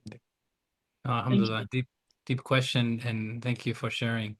I might invite Mujiba to share, and I'd love to just do a brief intro about yourself or where you're based, and your question for Dr. Samir. Assalamu alaikum wa rahmatullahi wa barakatuh. So my name's Mujtaba. I'm based in Melbourne. I'm actually a high school teacher, but I also do some hand tool woodworking on the side as well. It's a little creative hobby. My question was in relation to the point that you mentioned about how, I think it was with regards to imagination, how sometimes the things that we can imagine can actually have some sort of existence in some other higher realms of being. I was wondering, because what came to my mind was the hadith of wilaya, especially at the end when in the hadith Qudsi Allah Ta'ala says that, if he asks anything of me, I will give it to him. And if he asks for my protection, I'll protect him. Is that some sort of manifestation of that type of imagination or that creativity in a human being? Yeah, I mean, the easiest way to explain it really is through dreams. Dreams. So let me talk about three different types of dreams, Mujtaba, and that helps really clarify what we're talking about.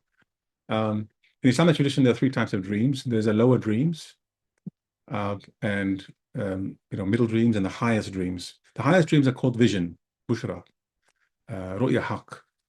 They're real. Then you have lower dreams, which are considered to be moderately real. In what sense? When you have a lower dream, for example, your own psychic imagination, the one we call fantasy, the lower imagination, conjures up images, when you're asleep, and it produces a movie in your head, right? Now, while you're in the movie, when you're asleep, it's real. When you wake up, it may have certain kind of meaning that's real for you because it's part of your own psychic kind of constitution. But the sources of the dream and the meanings and the images are from you, right? Now, when you have a ru'ya haq, which is a vision, like seeing the Prophet ﷺ in a dream, the Prophet said, "Man ra'ani fil manami faqad ra'ani haqqa, fa inna shaytana la yatamassalu bi." Whoever sees me in a dream has seen me for real, because the shaitan cannot assume my form. When you see the arsh, when you see dreams that have to do with akhirah, dreams of encounters with spiritual masters, whatever it is, these bushras, these ru'ya haq, while they're happening within the screen of your own heart, they come from above. You're not the source of them, right? The content is coming from somewhere else. And because the content is coming from somewhere else that has a reality, what you witness in those kinds of dreams are happening in a realm of the imagination that is real. Just like the physical world is real, that world in which these visions happen are real. And so that's what we mean when we say, what Ibn Arabi says, that there's a certain realm of the imagination that is real. It's a world of its own, wherein we encounter and we have spiritual experiences, visionary experiences that are real because the realities that they are manifesting are real. The realities you manifest in a dream are real within your own psychic biography. If you die, they have no existence whatsoever. But if I were to die, if I had a dream of the Prophet ﷺ or Arsh, if I were to die, the realities I witness in those dreams are real. They're not bound to my life and my mind and my psychic constitution. So likewise, with creativity, we're capable of creating worlds that are real and meaningful within our own imaginary world that we create. Or we're capable also, and this is the radical argument here, we're also capable of co-creating worlds and experiences and visions and encounters in worlds that are actually real. And all you have to do is just read the biography of the awliya and pious individuals, and they'll tell you they've gone into worlds and they've experienced things in visions and that they can't explain. They're not of the physical world, but they're not fantasy either. They're real, but they're not material. See, we tend to think of reality as being something concrete. This table is real because I can feel it, I can touch it, right? But we have to redefine what we mean by reality. Right? So these are worlds that are real, but not material. The spiritual world is real, but it's not material, right? And so we can enter into those worlds. Now, the interesting thing about the Islamic theory of the imagination is it helps you distinguish between going up into that higher imaginative faculty or going down into the fantasy faculty that only fulfills our egos, our desires, and our lower motivations.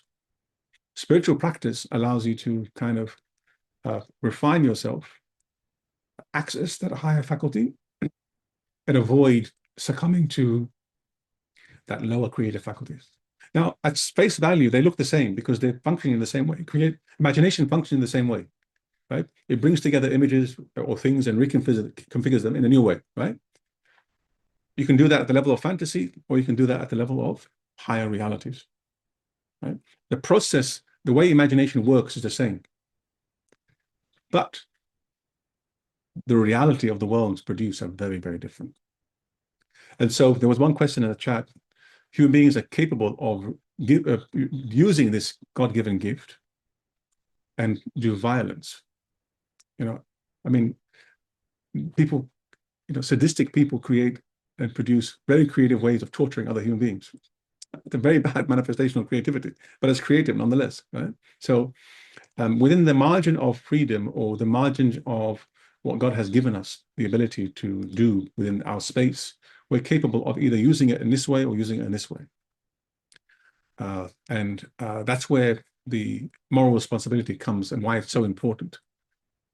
Any practice that doesn't cultivate high moral and ethical standards is liable to succumb to very dangerous directions. There's some really beautiful questions in the chat. We have just under 15 minutes. And if anyone wanted to ask live, I would just ask if you can enable the camera first. Just it's helpful for for ensuring a safe chat. I see I'm thinking it might be MOH for Mohammed. That might be my guess, Mo. So I'm gonna welcome you to just do a brief introduction and just share your question, inshallah. Yes, thank you very much. Do you hear me good? Yeah, it's fine. Yeah, thank you. Yeah, okay. Barakallahu fikum. Assalamu alaikum. I'm Mohammed from Germany. I got to know Peter in Ustad Peter in London, and Ustad Samir, I was in Idlib last year with Ustad Rajab Shenturk, and so I miss you, I guess. Wanted to get to know you. So thank you very much for your input. Barakallahu fikum. I get the question. So I'm an entrepreneur, and I got a lot to do with creativity, but I also get often blocked from creativity because people, or my partner, who's a factual type, he's a more introvert and stuff. He says creativity is not to prioritize. It's something which comes later, in a later stage. At a later stage, we have to think about the processes. We have to think about the priorities in the business, and creativity is not something what gives us very much value. What is your opinion about it? Is the question clear? I would say use your entrepreneurial capacity to summarize in a value proposition statement. So you can try to give us in a sentence or two. What your They say creativity is not. We don't have to invest in creativity in the first stage, but to invest at later stage. It's not to prioritize in the beginning, but you have to do it later. Creativity is not something. Everybody, our customers are valuing. So let's invest later into creativity. Is it clear? Sorry, I'm a little bit. I think it's clear, maybe just for a context, in maybe some of the entrepreneurial communities and things like an accelerator or an incubator, innovation hubs. Sometimes they focus heavily on a customer and a value and a solution and a product. And I think maybe I'll ask Dr. Samir to answer. In what I've really learned so much through Dr. Samir is to expand our understanding of what creativity is. Because I went through 4 years of design school. I didn't have any real understanding of creativity until I met Dr. Samir. It took me, 10 years later, because he helped expand, what sometimes a very narrow definition. And definitely in innovation, entrepreneurial spaces, they're not even necessarily open to the hierarchy of creativity, for example. I don't know, Dr. Samir, if you want to share anything more about expanding our awareness of what creativity is, which would extend to entrepreneurial efforts, later as well. Well, just a quick comment. I mean, I think the whole process of imagining various scenarios and possibilities for a business is the essence of creative process itself. I think you're right. If you expand the idea of what creativity actually is, then you can't do anything. Human beings don't do anything without a certain degree of creativity. So I'm not too familiar with the entrepreneurial world. So Peter, that's your domain. Yeah, but it's I would totally agree with what you said. Yeah, very much. So it's I think it's sometimes we just I've definitely seen, we think of creativity in terms of a visual activity. And people will say, many adults, even very successful professionals will say, oh, I'm not the creative type. I'm not the creative one because I can't draw or I can't do art. Go to the creative type, and they laugh it off. And I think that's a great disservice to the amana of your talent and your dreams and inspiration and the ilham that comes to you. It's not just a visual activity. Anyway, the session is for Samir, not me. Let's maybe invite Abrar. Abrar, please, welcome to do a brief introduction to yourself and for your question for Dr. Samir, inshallah. Assalamu alaikum, everyone. Thank you so much for this presentation and for the gathering. It was very eye-opening. So, barakallahu feekum. Thank you so much. So my name is Abrar. I'm a graphic designer based in Dubai. I specialize more on making posters for art exhibitions, but I'm currently shifting towards more faith-based projects or projects that would, bring me closer to Islam. So my question is, I guess, how much credit, no, that's not the question. I want to better understand in terms of the etiquette when it comes to giving credit for any type of work that's being done, because I'm imagining an interaction between, let's say, an artist and a viewer, and let's say the viewer says, you know, to the artist, your work is amazing. I think you're so good at what you do. What is the appropriate response from the artist? Because I know that the inspiration, let's say, will come from Allah subhanahu wa ta'ala. But I guess I want to know that, I guess the ratio of who gets credit and how much. And so I kind of just want to clear that in my head. No, that's a Dr. Samir question. I mean, look, I mean, I'm not in the world that you're in, so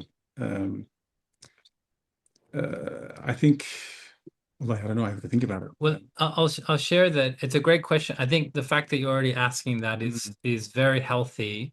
When I was learning, I was in, you know, about design, a lot of our subjects were geared towards, you know, rock star designers like Philippe Starck Yeah. and Dieter Rams, you know, Yeah. and incredible designer, like, you know, nothing, but the culture was very much about the individual and expression of that person, the pain, the hurt, the, you know, what their ideas are, expressing themselves, which is sort of the, you know, very nafsi. Originality.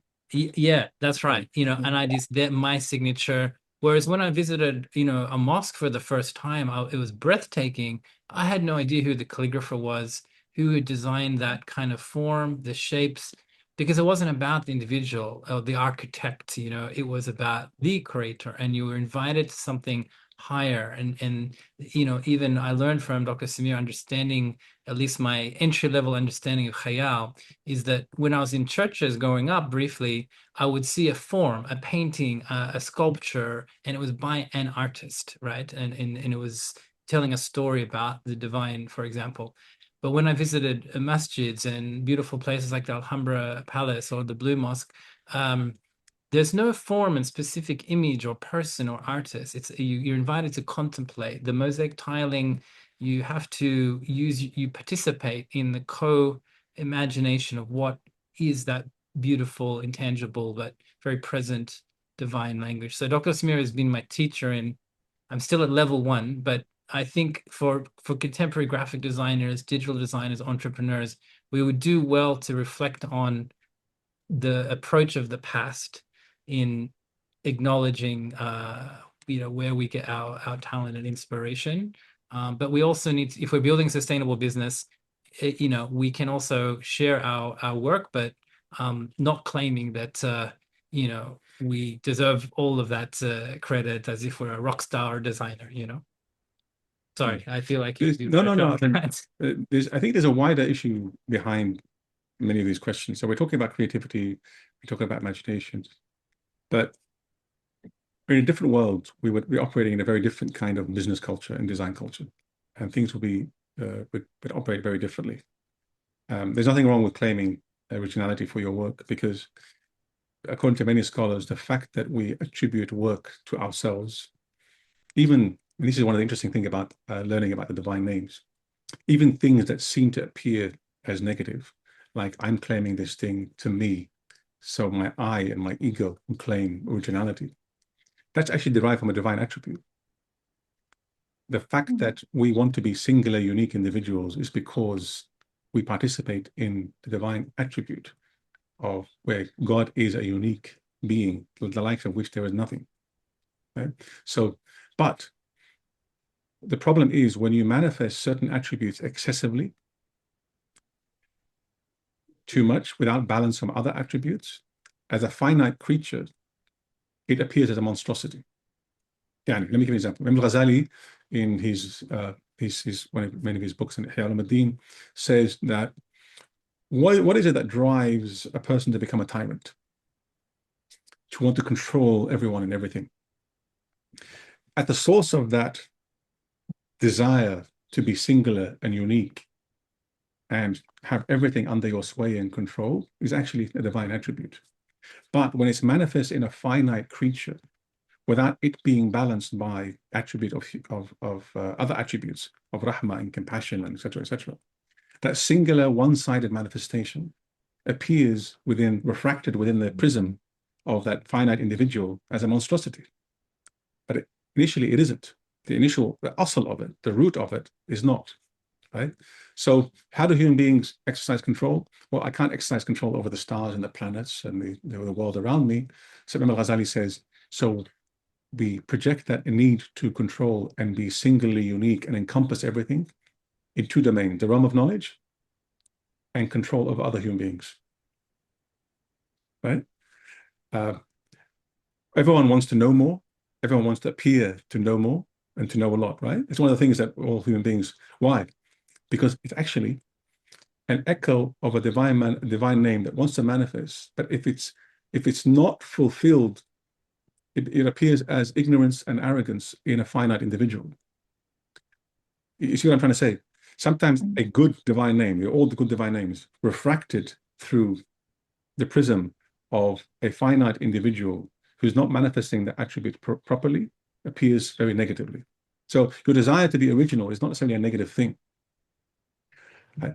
But there's always a measure. If you read the commentary on divine names, there's always, you have to manifest this sense up to a point where it doesn't interfere with your ability to interact with other individuals within certain parameters of ethical, moral parameters, right? Once you feel like you're manifesting it too excessively, you feel like you see that you're violating every rule in the book. It becomes egotistical, right? You're not meant to be God. You can't be God. An inflated ego is a finite being trying to be God. Right? We're supposed to manifest a certain degree of that. Right? Today, I used to teach in design schools, and we expected undergraduates in the first year to be gods. Give me your original architectural design. Yeah. What does a first year student know about anything to produce an original design? Right? Yeah. So there's something nefarious and negative about a culture of originality and obsession with innovation at the expense of everything else. If it's not balanced, if innovation is not balanced with a certain degree of precedent and emulation of standards, if forward-looking thinking is not balanced with backward-looking looking to principles, and I use the word backward deliberately because we tend to associate backward with something negative, right? There's nothing wrong with looking back towards principles and roots, but our modern obsession with looking forward only renders this very neutral term, backward-looking, so negative, doesn't it? It's not a negative term, right? The past and the future, the present, innovation, and having standards and canons and traditions all have to be balanced together. So I'm not sure if it's a response to your question, but it triggered a train of thought that I think might be relevant to the broader question of originality. Obviously, in a culture where it's the premium on originality, you have to claim it to a certain degree. Otherwise, you won't get hired again and again and again. But just be mindful that ideally you would be operating within a wider culture of humility. If you lived in a guild system, for example, which is something that I talk about a lot, where people cooperate as opposed to compete. But that's another issue. That's another question. Brar, just a final comment there. I would often ask different teachers for advice on promoting my work, self-promotion, on social media, because I needed to find clients and projects, and how do we balance visibility versus self-promoting inappropriately. And one of my teachers shared that you should feel comfortable if you sincerely believe the particular type of work you're doing is best fit for purpose for your audience, meaning you feel like Allah has, alhamdulillah, gifted you with certain approach and talents that you sincerely feel is the best fit for purpose for particular clients and a type of work. And that way it's more an act of service. You're not, claiming that, you're not putting yourself above anyone else necessarily, apart from that, this particular combination, like the kind of work you're doing. So that helped me, think about how I promote my service and reach, but just being mindful of that. Guys, we have come to the time, and I believe that we're at the start of a much longer discourse that I hope to have with this community, guided by Dr. Samir, inshallah.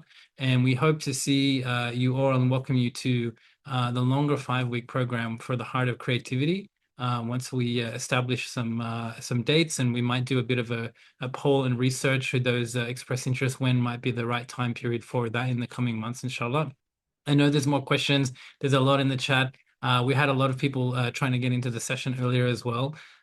So I just want to say a huge jazakallah khairun to Dr. Samir Mahmoud for being our guide and teacher and very generously sharing his knowledge and insights, which are very vast, but in a very distilled and very understandable and beautiful and timely form. So please join me in thanking Dr. Samir. And we can't wait to welcome you all to that program.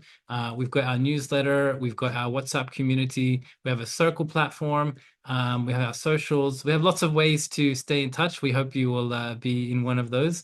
And of course, we have also our regular Heart of Design cohort in April after Ramadan. And you're all welcome. Anyone who's done the course previously can join again as a guest, and we hope to see more back in those sessions. But thank you all so much. I can see many wonderful comments, questions, a lot of beautiful feedback, and I'm just grateful for all of this community. Alhamdulillah. Allahumma salli ala Sayyidina Muhammad wa alihi wa sahbihi wa sallam. And inshallah, well, thank you so much. Assalamu alaikum. Peace be upon you. We'll see you online. Everyone. Assalamu alaikum. Thank you, guys. Bye.